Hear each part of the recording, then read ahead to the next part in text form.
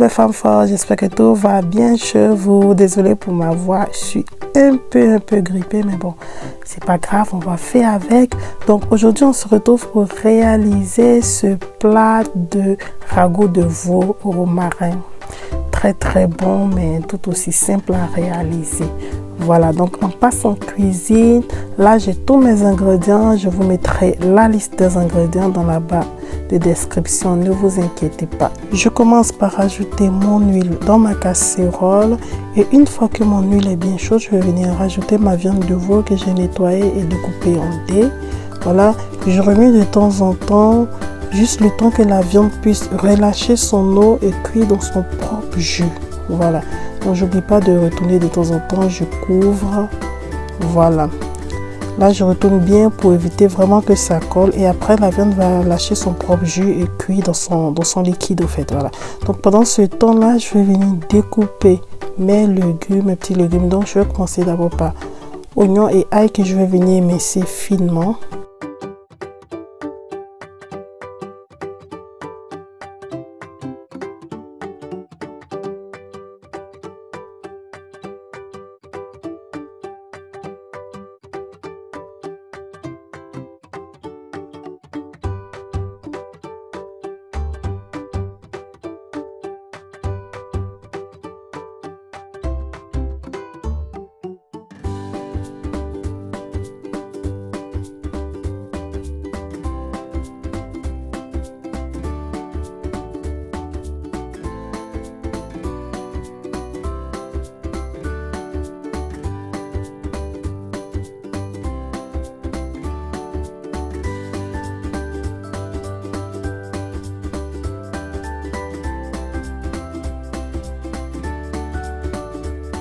Après avoir émincé mon oignon et mon ail, je réserve ça de côté.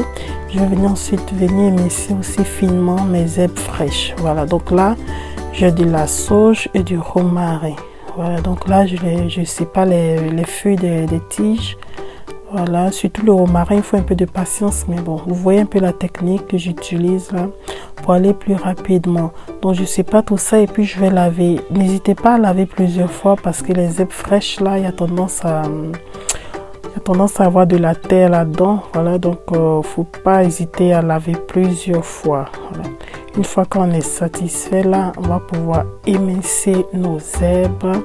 Les filles, si vous n'avez jamais testé le mélange sauge et romarin, vraiment foncez, c'est une tuerie. C'est vraiment trop bon dans les petits plats et tout. C'est typiquement italien et c'est trop bon. Les deux parfums vont tellement bien ensemble. Donc là, je récupère la quantité dont j'ai besoin pour ma recette. C'est l'équivalent d'une bonne cuillère à soupe. Et le reste, je vais pouvoir congeler ça pour mes prochains plats. Voilà, donc je vais ensuite découper mes tomates que je vais découper en dés tout simplement.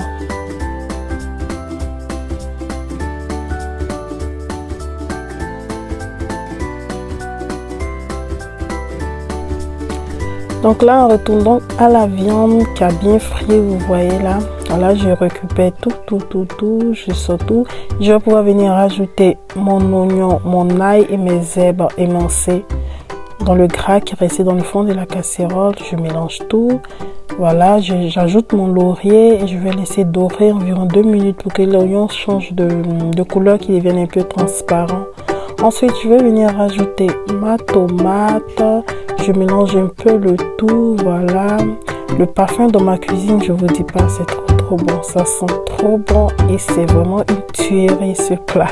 Voilà, je laisse un peu mijoter quelques minutes et ensuite je vais pouvoir venir rajouter de l'eau, ma viande, les olives noires et quelques filets d'anchois. Voilà, là moi j'en ai rajouté 5, mais vraiment vous pouvez rajouter plus si vous aimez bien. C'est pour donner plus de saveur au plat. Donc là, j'ai salé, j'ai poivré mon plat. Je remélange bien et là, je vais laisser mijoter à feu bas. Feu bas. Pendant 30 à 40 minutes. 30 à 40 minutes pour que l'eau sèche vraiment complètement. Donc là, voilà le résultat. Moi, j'ai accompagné mon plat d'une salade, de choux rouges et de bananes plantains bouillies. Vraiment, c'était trop bon.